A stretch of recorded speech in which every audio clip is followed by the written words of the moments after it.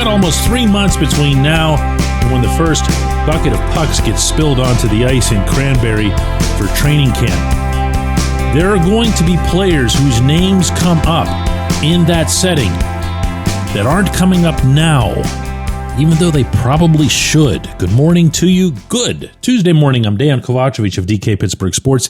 This is Daily Shot of Penguins. It comes your way bright and early every weekday if you're into football and or baseball. I also offer daily shots of Steelers and Pirates, and I hope you'll check those out as well. Filip Hallander is one of those names, and if that doesn't excite you, that's understandable, actually. I'm not about to criticize anybody who doesn't get excited about that name.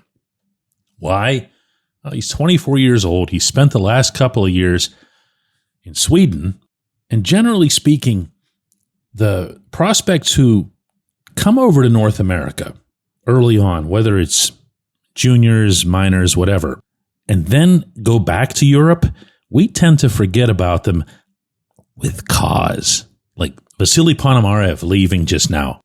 I'm not sensing a whole lot of angst about this. Maybe it's because we saw him in a handful of games at the end of the season. His skating didn't look like it was NHL level. He doesn't appear to have any really specific or pointed skill set that makes you go, wow, yeah, he's absolutely going to be an NHL guy. I don't know that. I didn't feel that. So Hollander's now 24 years old, and after spending 2 seasons in the Pittsburgh system, almost all of that with Wilkes-Barre Scranton, 104 total games, 25 total goals, 36 total assists. He also played 3 games for the parent club, 1 in the 21-22 season, the other 2 in the following season, and didn't have any points. I remember a couple of conversations that I had with him at the time, and I was impressed with his confidence. He has that air about him. He has that, I know what I can do as a complete player, but first and foremost as a defensive forward that coaches and scouts and evaluators love about him. It's real. But you can have all the confidence in the world. If you don't have the production to match, it doesn't matter. So he leaves. He goes back to Sweden. He's playing for Timrå. And in 102 games total over those 2 seasons in Sweden's top league, he scored 40 goals with 49 assists. So the total there was 89 points over 102 games over 2 seasons. Unto itself, that's not mind-blowing. Here's what does matter. And on top of the statistics I'm about to share, I'm going to add on some information that I picked up from the inside about him. In the 2023-24 season for Timrå, Hollander had 14 goals and 22 assists in 51 games. I'm going to say it again, 14, 22, and 51. This past season, also 51 games, had 26 goals and 27 assists. It's a pretty nice jump for a two-way forward, for a younger guy in a not all that loosey-goosey league. The Swedes always keep it tight. The Swedes are really organized. The Swedes are really structured. That's nice. You want to see someone getting better. You want to see someone producing more. But here's how that dovetails with what I was told. His skating has impressed the Penguins internally. The jump in the skating from his first season back there to his second season was what prompted them to resume speaking with him and to eventually get him signed to come back to Pittsburgh. They knew he was responsible. They knew he could take care of his own end. They knew he could get it through the neutral zone. They knew he could handle the puck at all points on the ice. What they didn't know, and this is because it wasn't the case, was if he could skate the way they'd need him to at the NHL level. So after I was told this, I took the opportunity. There's a lot of available highlights from Sweden's top league that you can find easily on YouTube and on their respective club websites. And while accepting that these are highlights and you can make anybody look great in a highlights package, you can't fake the skating.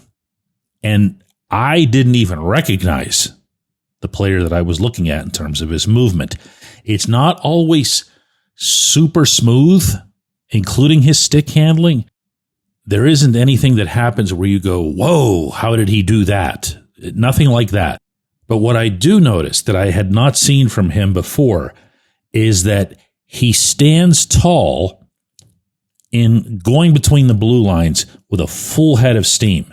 He is not concerned about any negative possibilities as he's approaching your blue line. And in fact, he'd prefer to back you off that blue line, which is the sign of somebody, obviously, who has gained some faith in their ability to move on the rink. Now, I say all this, and I know what everybody wants to hear, because anytime you're talking about any forward that you're adding into this mix, everybody wants it to be a top six guy. I don't feel that with Hollander. I don't expect to feel that with Hollander. I'm pretty sure his profile's been set in place for a long time. But if he were to be, let's say, a third line type, and you can eventually morph your third line from we're all checking or we're all matchups to, more of a scoring third line, he might be somebody who'd fit in positively in that sense.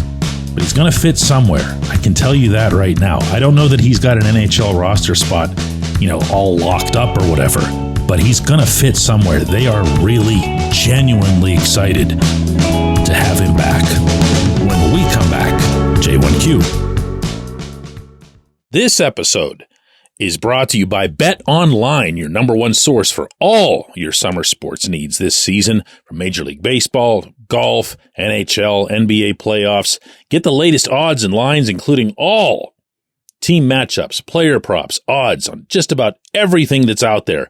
Head to the website today or use your mobile device to get in on the action. Bet Online, where the game starts.